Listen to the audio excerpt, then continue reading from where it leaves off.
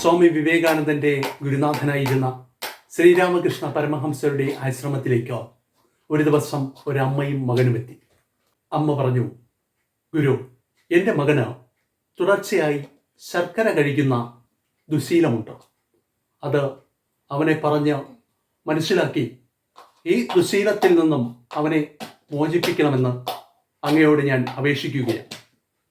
ആ അമ്മയെയും മകനെയും കുറച്ച് സമയം നിരീക്ഷിച്ചതിന് ശേഷം അദ്ദേഹം പറഞ്ഞു, നിങ്ങൾ പോയിട്ട് 1 മാസം കഴിഞ്ഞു വരും.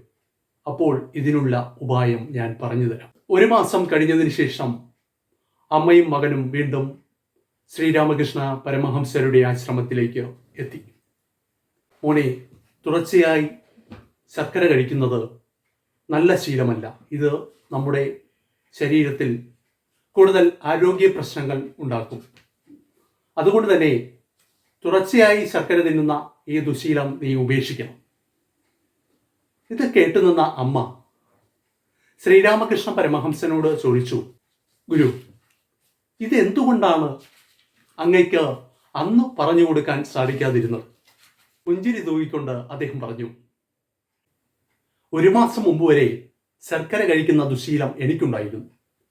ഈ 1 മാസം എടുത്താണ് ശർക്കര കഴിക്കുന്ന ഈ ദുശീലത്തിൽ നിന്നും എനിക്ക് മാറാൻ സാധിച്ചത്. അതുകൊണ്ടാണ് അന്ന് പറയാതിരുന്നത്.